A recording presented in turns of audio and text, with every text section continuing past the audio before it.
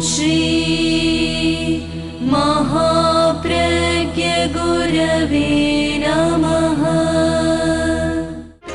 जिसके सांसों में रहता है शाश्वत शांति का स्पंदन, उस महाप्रज्ञ को वंदन, उस महाप्रज्ञ को वंदन।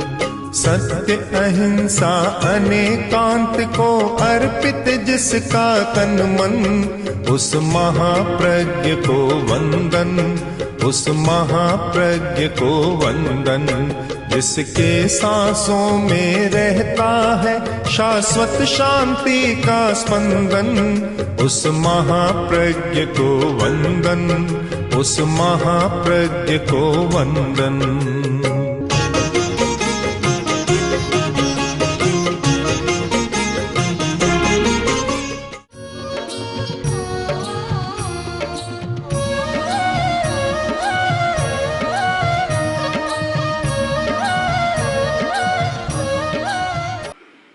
परिवर्तन कैसे हो?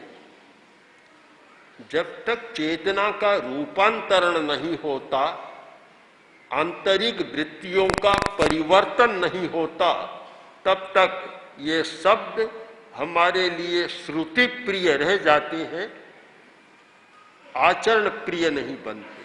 सुनने में अच्छे लगते हैं, आचरण के समय अच्छे नहीं लगते। हमें तो खोजना है वह मार्ग, वह उपाय जिससे परिवर्तन आए।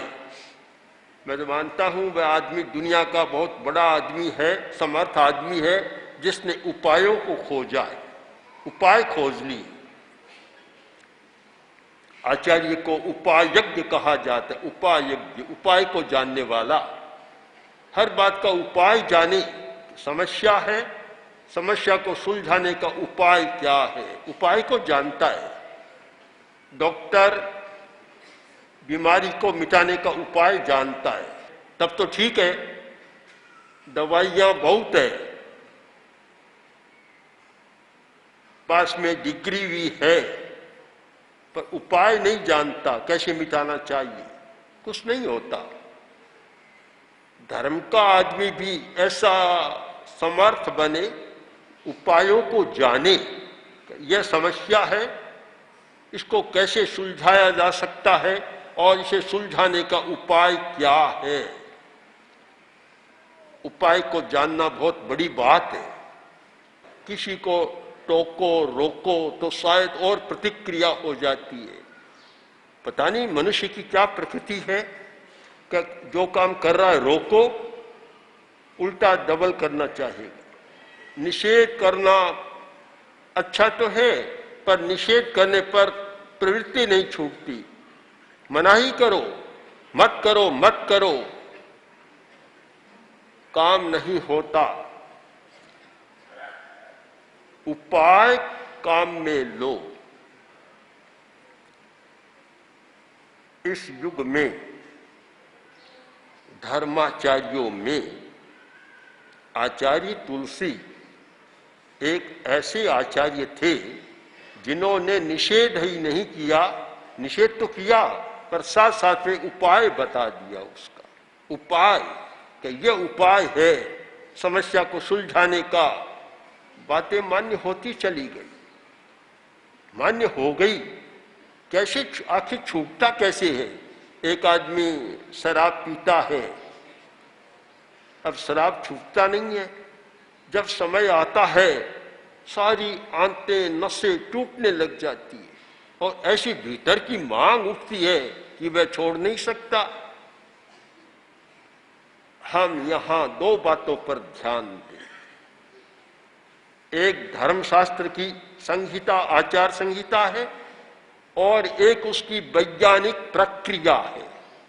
आचार संहिता वह निषेध है, हिंसा मत करो, झूठ मत बोलो, चोरी मत करो, ज्यादा काम वासना का सेवन मत करो और ज्यादा संग्रह मत करो। निषेध ही निषेध, आचार संहिता है। अब दूसरा पहलू इसका यह है कि आपने कहा कि हिंसा मत करो, पर वह अहिंसा की चेतना का विकास कैसे हो? तब तक हिंसा मत करो, इतना कहने से काम नहीं बनेगा। तो साथ साथ में हिंसा को छुड़ाने का उपाय भी हमें बतलाना चाहिए, झूठ को छोड़ने का उपाय भी बतलाना चाहिए। घर में लड़ाई झगड़ा बहुत है, इतना कह दिया कि लड़ाई झगड़ा मत करो, इतना कहने से काम नहीं चलेगा। लड़ाई झगड़ा कैसे बंद हो, उसका उपाय भी जाना जाए। आदमी ने उपाय खोजा कि मच्छर बहुत है, तो अब भला क्या करेगा, कब तक मच्छरों को मारता रहेगा, करेगा मच्छरदानी खोज ली। एक उपाय हो गया, जब बांध के सो जाता है मच्छर नहीं काटते हैं। खटमल के लिए भी उपाय है और जीवों के लिए भी उपाय है। उपाय कर लिया तो न तो मारना पड़ता और न और कुछ करना पड़ता। ऐसी गंध भी बना दी, गंध जिस गंध से मच्छर पास में नहीं आते। यद्यपि अच्छी तो नहीं है, वे हानिकारक है स्वास्थ्य के लिए, पर चलती है फिरती। तो आदमी उपाय खोजता है। पुराने जमाने की बात, बच्चे मिट्टी बहुत खाते थे। आजकल तो बड़े शहरों में कहाँ मिट्टी मिलती है, फ्लैट में रहती है, वहाँ तो मिट्टी का सवाल ही नहीं है। पर जहाँ खुले प्रांगण में रहते, गाँव में रहते, बच्चे बाहर खेलते रेत में, मिट्टी खाने की आदत थी। तो अच्छा नहीं होता, तो माताओं ने उपाय खोज लिया कि मिट्टी की जगह बंस रोचन खिला दो, काम भी हो जाएगा और स्वास्थ्य भी नहीं बिगड़ेगा। ऐसे उपाय खोजे थे, सैकड़ों सैकड़ों उपाय खोजे गए कि जिनके द्वारा बुरी आदत छूट जाए और काम भी हो जाए। जिन लोगों में शराब की नशे की आदत है, उसका उपाय है ध्यान। जो लोग ध्यान में चले जाते हैं, नशे की आदत अपने आप बदल जाती है। ध्यान भी तो एक नशा है, बड़ा नशा है ध्यान भी। जब यह बड़ा नशा आता है तो छोटा नशा अपने आप छूट जाता है। लुधियाना हमारा चतुर्मास था, जब पूज्य गुरुदेव ने चौमासा किया था, कौन सी कॉलोनी थी वे, तो रात को प्रवचन हो रहा था। प्रवचन करते करते मैंने कहा कि नशा करने वाला आदमी समझदार है, कोई पागल नहीं है। एकदम सभा में सन्नाटा छा गया। अब भला पंजाब में तो खूब चलता है। और जब मैंने ये कह दिया कि समझदार आदमी है, पागल नहीं है, लोग देखिए महाराज क्या कह रहे हैं। 1 मिनट 2 मिनट तक तो एक सन्नाटा सा हो गया। मैं भी मौन रहा 1-2 मिनट। फिर मैंने कहा मेरी पूरी बात सुने बिना आप कोई धारणा न बनाए, पूरी बात सुन ले। समझदार है इसलिए कि आदमी चिंता का जीवन जी नहीं सकता, चिंता का भार ढो नहीं सकता, उसे शांति चाहिए। और वह शांति आपा खोने से मिलती है। सारी बातें भूल जाते हैं, तो एकांत होता है, तब शांति मिलती है। इसीलिए आदमी ने एक उपाय निकाला कि शराब पी लो, सारी बातें भूल जाएंगे, चेतना विस्मृत हो जाएगी और शांति मिलेगी।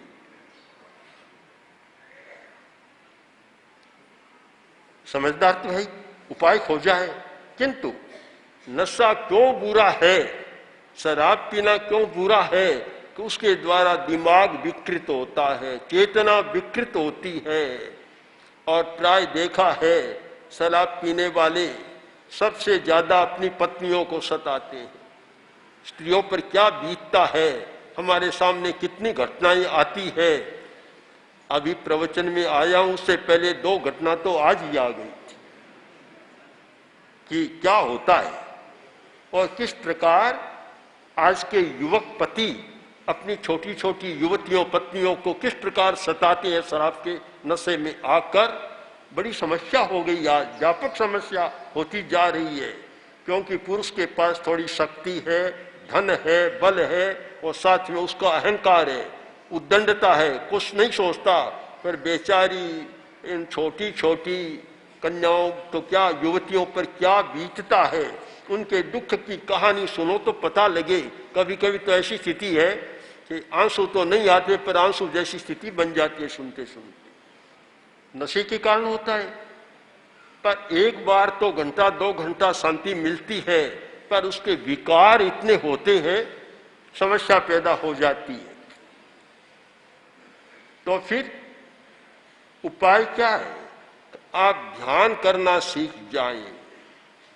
सारे दिन में तनाव रहा, काम का बोझ रहा, सब कुछ रहा, शाम के वक्त आधा घंटा ध्यान का प्रयोग करें, ऐसी मस्ती आ जाएगी कि शराब पीने वाले को भी नहीं आती, और फिर शराब पीने की मन में भी नहीं आएगी। नशे की आदत भी छूट जाएगी, और जो शराब के द्वारा काम होता है कि एक बार आपा भूल गया, सब भूल गया, खाली हो गया, वह बात भी आ जाएगी। हमें उत्तरोत्तर उपाय खोजते रहना है। उपाय, सिगरेट नहीं छूटती है। कौन कहता है नहीं छूटती है? प्रेक्षा ध्यान में जो नशा मुक्ति का प्रयोग चलता है, आज तक शायद हजारों लोगों पर प्रयोग किया गया होगा और बिल्कुल नशा मुक्त हो गई। शराब की आदत छूट गई, सिगरेट की आदत छूट गई, और तो क्या भयंकर नशा करते थे उनकी आदत में भी परिवर्तन आ गया। यही विदासर, यही स्थान और यहां मर्यादा महोत्सव का समय। एक युवक आया जो हीरोइन का आदी हो गया था, उसकी कहानी सुनी, हमें लगा कि नशे में आदमी कितना खराब होता है। सामने मौत दिखाई देती है और कितना धन का अपव्यय होता है। उस युवक ने बताया कि एक वर्ष में कितना खर्च होता है, लाखों में हिसाब था, हजारों में नहीं। आदत हो जाती है, कहने से आदत नहीं छूटती। कोरा कह दे भी नशा मत करो, सिगरेट मत पियो, शराब मत पियो। एक बार सुनेगा, अच्छी लगेगी, दिमाग पर थोड़ा इम्प्रेशन होगा, किंतु जैसे ही गया, समय आया, वही राम, वही बात, सागी वही कहानी हो जाएगी, वही कहानी बन जाती है। परिवर्तन नहीं होता। पत्नी ने पति से कहा, पतिदेव घर की हालत खराब हो रही, आप बच्चों की पढ़ाई पर ध्यान नहीं देती, न कमाई पर ध्यान देते हैं, केवल नशा ही नशा, केवल इसी में रहते हैं, घर कैसे चलेगा? काफी लताड़ा एक तरह से। थोड़ा सा कुछ लगा और बोला कि आज मैं बिल्कुल अब छोड़ता हूं, अब नशा नहीं करूंगा। कह तो दिया, पर सीख कहां तक लगती है? राजस्थान की वह कहावत है कि साजी की सीख फल से तक, फल से तक, यानी जो दरवाजा होता था ना, कांटों का फल सा कहलाता है। साजी की सीख फल से तक। बात अच्छी कह दी, घर से बाहर गया, बाजार में गया, काम किया, सांझ की बकत आई और वही घोड़ा वही मैदान। राह नहीं गया, शराब पी ली, पर सोचा आज पति को पता नहीं चलने दूंगा, पत्नी को पता नहीं चलने दूंगा। घर पर आ गया, बैठ गया, पत्नी देख रही है कि क्या हुआ, देखो सही का नशा किया है कि नहीं। पत्नी भीतर गई कमरे में, देखते हैं तो सूट को केस खोल रखा है, ऐसे पढ़ रहा है। पत्नी ने कहा क्या कर रहे हो? कि पुस्तक पढ़ रहा हूं। अरे पुस्तक कहाँ है? तो सूटकेस है। तुम्हें पता नहीं, तुम क्या जानो, पढ़ने वाले जाने, तुम कब पढ़ी हो जो तुम देखो, हमारी पुस्तक है ये। रास्ते में गिर भी गया था, चोट भी लगी थी। पत्नी बोली कि ये क्या जगह जगह खरोंच है, चोट लगी है, कैसी कोई मच्छर काट गया होगा, लाओ मरहम लाओ, मरहम लगा लेंगे। पत्नी वह क्रीम या कुछ लाई लगाने के लिए, वह तो चली गई और लगा ली। सो गए। सुबह उठे तो पत्नी ने देखा कि अभी तो खून थोड़ा थोड़ा आ रहा है, मल्लम लगाई नहीं क्या? क्या लगा ली? कहाँ लगाई? यहां तो दिख नहीं रही है। पत्नी इधर देखती है तो कांच के सामने गई तो कांच पर वह लथेड़ी पड़ी थी, सारी लिपटी पड़ी थी कांच पर। अब नशे में जहां चेतना विकृत हो जाती है वह पता ही नहीं लगता, पता ही नहीं लगता। हमारे पुराने साधु या कालुगणी भी, गुरुदेव भी एक बात कहते थे कि जो नशा करके शराब के नशे में धुत होकर आता है, बैठी तो माँ है कहता है पत्नी, बेटी है पत्नी, कहता है माँ। चेतना विकृत होती है, पता नहीं चलता, विवेक हो जाता है। तो अब भयंकर आदत है। और आजकल तो मैं देखता हूं कि इतनी बढ़ती जा रही है कि जिनमें निषेध था, जैन परिवार, जैन कुल, वैष्णव कुल आदि आदि, कुछ कुल ऐसे थे, कुछ जातियां ऐसी थी, जातियां नहीं, एक संप्रदाय मानो या कुल मानो, कुछ भी, वे लोग शराब और मांस से परहेज करते थे, बिल्कुल पास में नहीं आने देते। आजकल तो यह स्थिति हो गई। हमें कई बार ऐसा अप्रिय शब्द सुनने को पड़ता है, कहते हैं महाराज हमारे यहाँ आजकल ज्यादा बिक्री जैन युवकों की हो रही है, उनकी बिक्री ज्यादा है। वे लोग ही, चाहे पुड़िया खाने वाले हैं, चाहे शराब पीने वाले हैं, चाहे और नशा करने वाले हैं, वे लोग ही ज्यादा आते हैं। बड़ा आश्चर्य होता है, बड़ी समस्या भी होती है। हम गंगा शहर में थे, वहां कार्यक्रम था और एक सूत्र पर हम विचार कर रहे थे, किया भी था कि अमज्ज मंसासी, आगम की वाणी है कि व्रती को कैसा होना, साधु को नहीं, व्रती श्रावक को भी कैसा होना चाहिए। अमज्ज मंसासी, न शराब पीने वाला और न मांस खाने वाला, आदि आदि चर्चा का प्रसंग।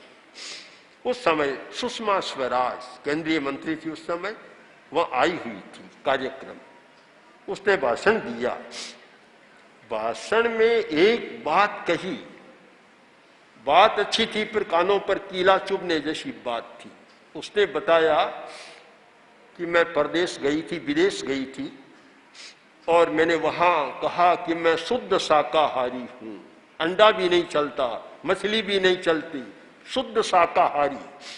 फिर देश आ गई, दिल्ली के होटल में कार्यक्रम था, मेरे पास एक जैन युवक बैठा, जैन बड़ा आदमी, धनी आदमी बैठा था। अब जो मेरा आया पूछने के लिए आपके लिए भोजन, तो मैंने कहा शुद्ध शाकाहार, और उस युवक से पूछा आपके लिए, कि दोनों ही चलता। अब सुषमा जी ने कहा कि शर्म से सिर झुक गया। फिर मैंने कहा तुम जैन हो, जैन परिवार में जन्मे हो, जैन धर्म की मर्यादा को जानते हो, मैं तो कोई जन्मना जैन नहीं हूं, पर मैं तो बिल्कुल शुद्ध शाकाहार करती हूं, और तुम जन्मना जैन होकर भी कहते हो कि दोनों चलते हैं, तुम्हें शर्म आनी चाहिए थी। अब ये बात सुनेंगे तो आपको भी लज्जा का अनुभव तो होगा, लज्जा का अनुभव होगा कि जिसकी प्रतिष्ठा है कि एक जैन श्रावक शराब नहीं पीता, मांस नहीं खाता, व्यसन नहीं करता, जुआ नहीं खेलता, आदि आदि, जो जैन श्रावक की एक पहचान थी, अनैतिक काम नहीं करता, बेईमानी नहीं करता, पहचान थी। आज तो लगता है कि वर्तमान युग के प्रवाह में पहचान बदलती जा रही है। अनेक लोगों से सुना, हमने कहा भी तुम क्यों करते हो, कि महाराज हमारा वातावरण परिसर ही ऐसा है, हमारी संगत ही ऐसी है, हमारी जो पार्टी में आने वाले हैं, काम करना है, धंधा करना है, बड़े बड़े लोगों को बुलाते हैं, उन्हें शराब भी पिलाना पड़ता है, वे सब पिए, मैं अकेला कैसे बच सकता हूं। तो क्या पैसे के लिए इतने बिक जाए आदमी, इतना बिक जाए कि पैसे के लिए मांस भी खाना पड़े, शराब भी खाना पड़े, और जो पार्टी में बुलाए वे जो करे वे शाम करना पड़े, तब तो फिर आदमी आदमी नहीं है, कोरा पैसे का पुतला बन गया। मनुष्य का एक सिद्धांत होता है, एक विचार होता है। महात्मा गांधी जब विदेश पढ़ने के लिए गए थे, माँ ने कहा ऐसे नहीं जाने दूंगी, जैन मुनि के पास ला, संकल्प दिलाया कि मैं वहां विदेश में रहकर शराब मांस का सेवन नहीं करूंगा, संकल्प लेकर फिर विदेश में भेजा। उस संकल्प ने उस मोहनचंद को महात्मा बना दिया। उस संकल्प का प्रभाव था कि ऐसी दृढ़ता आई, ऐसा मनोबल जागा कि वे इतना बड़ा काम कर गए। हमारा संकल्प कमजोर होता है, कुछ भी नहीं होता। इसलिए आज एक बड़ा प्रश्न है कि केवल नवकार मंत्र का पाठ करें, नमो अर्हंताणम, केवल करेमी भंते सामाय्यम, सामायिक का पाठ करें, केवल लोगस्य उज्जोय गरे, लोगस्य का पाठ करें, केवल नमोत्थुणं अर्हंताणं भगवंताणं, नमोत्थुणं का पाठ करें, उपसर्गहरम का पाठ करें और आपके जीवन का आचरण नहीं बदला, चरित्र में विकास नहीं हुआ, तो शायद नवकार मंत्र भी चाहेगा कि यह आदमी अच्छा नहीं है, थोड़ा दूर रहना चाहिए। सामायिक भी चाहेगी कि इसके पास नहीं रहना चाहिए, थोड़ा दूर होना चाहिए। न पूरा सामायिक का लाभ मिलेगा, न नवकार मंत्र के जप का लाभ मिलेगा, सब दूर रहना चाहेंगे। दूर तो होता है, हमें भी ऐसा लगता है कि कभी कभी ज्यादा सिगरेट पीने वाला और शराब पीने वाला पास में आ जाता है, मन होता है थोड़ा दूर बैठे तो अच्छा है, बदबू आने लग जाती है, उसको तो नहीं आती। फिर कभी कभी जैसे जुखाम में ये करते हैं, भाई नकली जुखाम भी बन जाता है, ऐसे करना पड़ता है, क्या करें, बदबू आने लग जाती है। उनको नहीं आती, पता नहीं क्यों नहीं आती। भले आदमी दूसरों के लिए तो मत करो। राजेंद्र बाबू जब पटना में थे, कांग्रेस के कार्यकर्ता थे, बस में जा रहे थे, एक दूसरा आदमी बैठा था, सिगरेट पर सिगरेट पीता जा रहा था, चैन स्मोकर पीता ही जा रहा था, धुआं। तो राजेंद्र बाबू ने कहा कि सिगरेट किसकी है, आप सिगरेट क्यों पीते इतना, आपको क्या आपत्ति है, सिगरेट मेरी है, मेरी है, आपको आपत्ति क्यों हो। राजेंद्र बाबू ने कहा सिगरेट तो तुम्हारी है, धुआं किसका है, तुम सिगरेट पियो, ये धुआं हमारे लिए मत छोड़ो, धुएं को भी समेट लो, फिर तुम जानो, पर सिगरेट तो तुम पीते हो, ऐ धुआं हमारी ओर फेंकते हो, हमारा और खराब करते हो तुम स्वास्थ्य। शर्मिंदा हो गया, सिगरेट डाल। हर व्यक्ति को सोचना है उपाय, उपाय, उपाय क्या है, आप उपाय पर विचार करें। आदतों को बदलना है, स्वभाव को बदलना है, तो मैं मानता हूं बदलने का पहला उपाय तो है जानकारी, ज्ञान करना कि हानि क्या है, लाभ क्या है, ज्ञान हो। दूसरी बात, जानने के बाद ऐसे प्रयोग करना, ध्यान के प्रयोग, जिनसे यह सिगरेट की मादकता की हमारी चेतना बदल जाए। अगर हम उपाय का प्रयोग करें तो परिवर्तन हो सकता है। मैं तो मानता हूं धर्म का मूल मतलब ही है उपायों की खोज, बुराइयों को छोड़ने के जो उपाय हैं उनकी खोज करना और उनका प्रयोग करना। इस रूप में आप धर्म को स्वीकार करें, तब जाकर आपके लिए धर्म, धम्मो मंगल मुक्तित्थम अहिंसा संयमो तव, धर्म परम मंगल बन सकता है। उस रूप में आप उसका प्रयोग करें। इसलिए धर्म के मंगल स्वरूप को समझकर और जितना अमंगल है उस अमंगल को छोड़ने के लिए हम प्रायोगिक धर्म का अभ्यास करें। ओम श्री महाप्रज्ञ गुरवे नमः। गुरवे नमः, गुरवे नमः। ओम श्री महाप्रज्ञ गुरवे नमः। गुरवे नमः, गुरवे नमः। ओम श्री महाप्रज्ञ गुरवे नमः। गुरवे नमः। ओम श्री महाप्रज्ञ गुरवे नमः।